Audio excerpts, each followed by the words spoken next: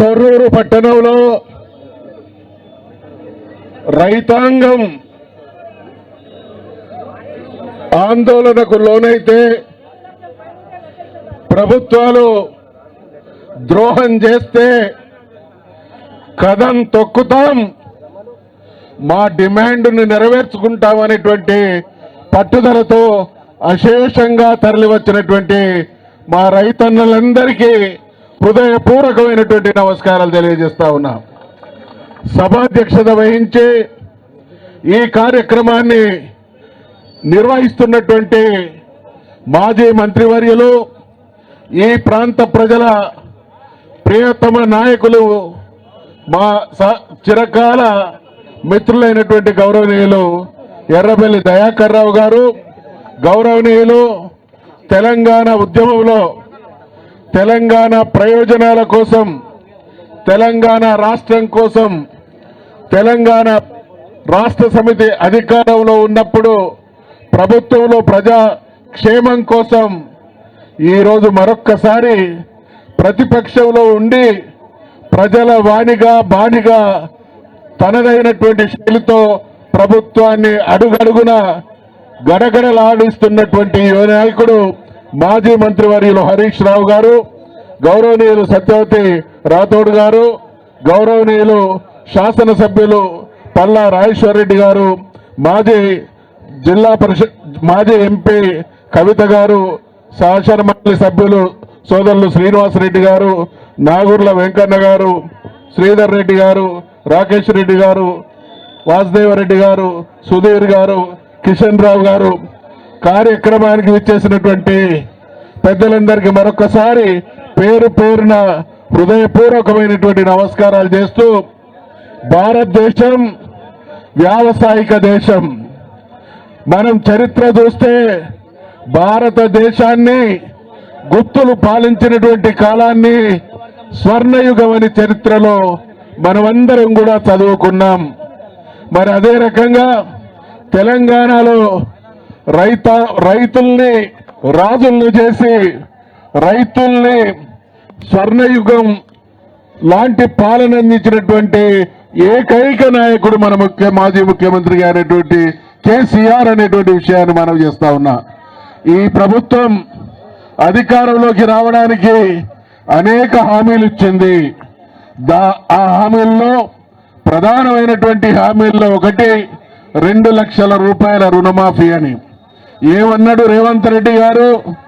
9వ తారీఖు నేను ముఖ్యమంత్రిగా పదవి ప్రమాణ స్వీకారం చేస్తున్నా, మీ అందరికీ రుణమాఫీ నిమిషాల మీద అవుతుందనేటువంటి నమ్మకం కలిగించే అధికారంలోకి వచ్చిండు. 9వ తారీఖు ప్రభుత్వం ఏర్పడుతుందన్నాడు, కానీ 7వ తారీఖునే ఆయన ముఖ్యమంత్రిగా ప్రమాణ స్వీకారం చేసిండు.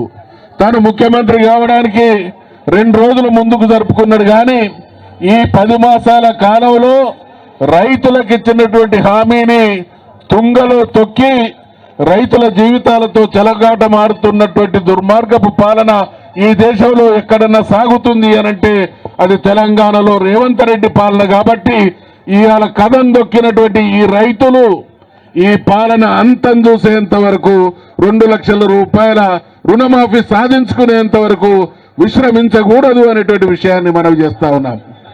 ఎటువంటి పాలన అందించిండు కేసీఆర్ గారు? రైతాంగాన్ని ఏ రకంగా ఆదుకున్నాడు కేసీఆర్? వ్యవసాయం దండగ కాదు పండగ అని చెప్పినటువంటి మహానుభావుడు అడుగడుగున రైతు విషయంలో ప్రత్యేకమైనటువంటి శ్రద్ధతో తెలంగాణ రాకముందు, కేసీఆర్ గారి పాలన లేకముందు తెలంగాణ రైతాంగం కోసంటే విత్తనాలు ఉండేటివి కాదు, ఎరువులు ఉండేటివి కాదు, పెట్టుబడి దొరికేది కాదు, కరెంటు ఉండేది కాదు, నీళ్లుండేటివి కాదు, గోదాములు ఉండేటివి కాదు, గిట్టుబాటు ధర వచ్చేది కాదు. ఇవాళ వీటన్నిటికీ శాశ్వతమైనటువంటి పరిష్కారం చూపించినటువంటి ఏకైక నాయకుడు కేసీఆర్ అనేటువంటి విషయాన్ని మనం చేస్తా ఉన్నా. ఇవాళ ఈ పాలకుర్తి తొర్రూరు ప్రాంత ప్రజలు ప్రత్యేకించి మనం కేసీఆర్ గారికి కృతజ్ఞులుగా ఉండాలి. కారణం, ఈ ప్రాంతం ఒకప్పుడు వర్షాభావ పరిస్థితులు ఉండేటువంటి ప్రాంతం.